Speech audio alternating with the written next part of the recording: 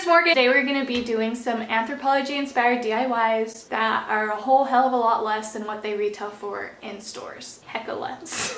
If you like this video, please thumbs it up down below and let's get going. So the first thing I decided to make were a set of 3 planters, and they range on Anthropologie from $150 to $170.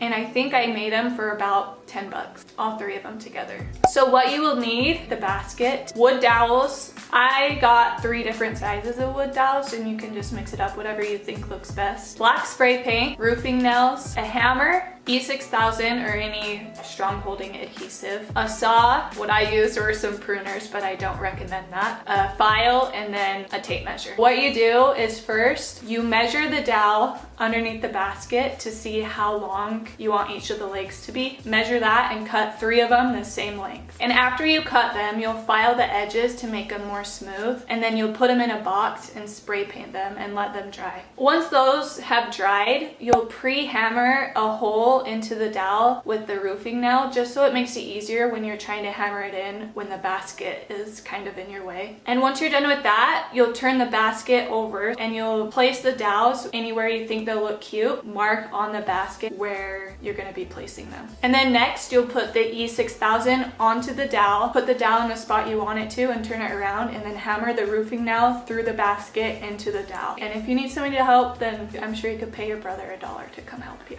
So this is how mine turned out. I am really happy with this, and the plants look so cute in there. It was so easy to make, and I think I got all of these baskets for $3 altogether, and then the dowels were about $3 too. So I just made 3 baskets for $6 when normally you would be paying $107. Another thing that I think I'll end up doing is putting the little felt pads on the bottom, and then it won't scratch your floors and stuff. But I am really happy with this. Okay, so the next thing I decided to make was a macrame like pendant light type thing, and I thought this was so cute, but when I saw the price.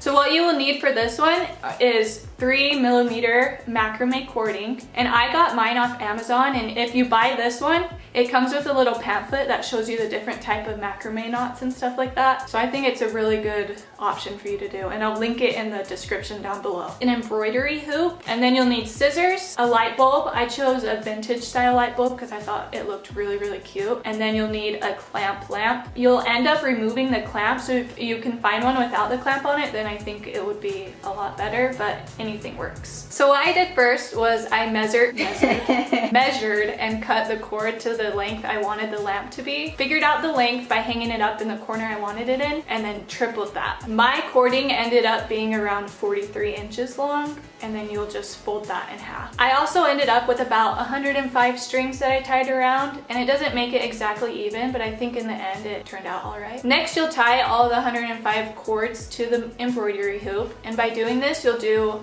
a lark heads knot, bend the string in half, and with the loop, you'll bend it over the embroidery hoop, take the 2 strings from there, pull it through the hole, and then pull it tight. Next, you'll tie a diagonal double half hitch knot. Jeez, what a tongue twister. Across the next 16 strings, and you'll do that towards the right, and then you'll count another 16 strings and tie the same type of knot to the left until they meet in the middle, and then you'll do that all the way around all the 105 strings, and then repeat that another 8 times. And what I did was I kind of did them in rows of 3, and then connected the last every 3rd one together at the bottom, and then left a little space in between every 3, kind of adds a little detail. Okay, and I just want to warn you guys that you'll get a double whammy with this one. You'll get the best shoulder workout and back workout of your life. My shoulders were burning after this. So next, you'll make where that lamp actually hangs from. To do this, you'll use either the same cording you used for the lamp or a different color cording, which is what I did, and I really loved how it turned out. Measure 2 arms lengths of cording, 2 of those,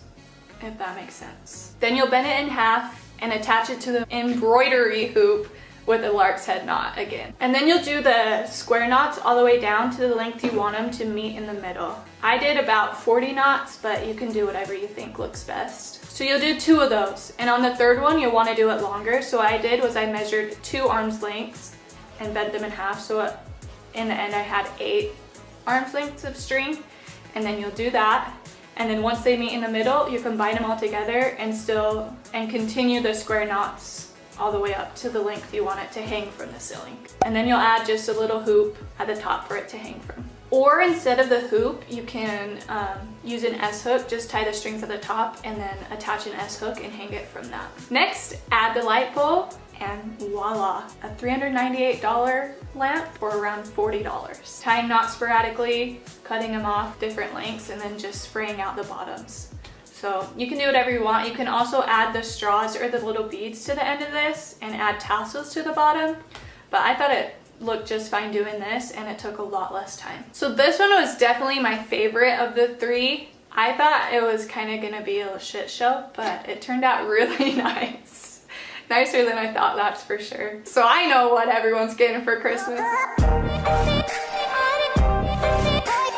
What you will need for this one is a branch to hang it from, some ceramic things, so just something with like some cool color, and then also some beads or crystals. I have like these quartz crystals or these amethyst crystals, and just really anything you want to use, like rocks, some little pieces of wood. I don't know, you could find like pine cones on the trees or little pine needles or some cool looking leaves, whatever really, or even flowers I thought would look really cute. Honestly, just whatever you think would look good in your space, use it. Some twine, some scissors, and maybe some eyewear for when you're breaking the ceramic thing.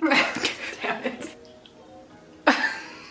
So what you'll do is first you'll break the ceramic little things. Be careful. Next, you'll tie the twine onto the wood you're gonna hang it on and start tying your little trinkets to the twine. So what they showed on theirs was that they did all the same type of thing in a row, which I thought was really cute, but you could also just do it sporadically and honestly just do whatever they want and it will turn out cute, I promise. And with this one, you can either mount with regular nails or you can just use the little command strips because it's really, really lightweight and those will definitely hold it. So I will link everything I used in the description down below, so if you want to find the same things I used, you can look down there. So if you liked any of these DIYs, please thumbs up the video, and if you didn't, you can give it a thumbs down, I guess. Please subscribe to my channel if you want to see more. I'm gonna be crafting lots. Have a great day. Tell your mom you love her. Goodbye.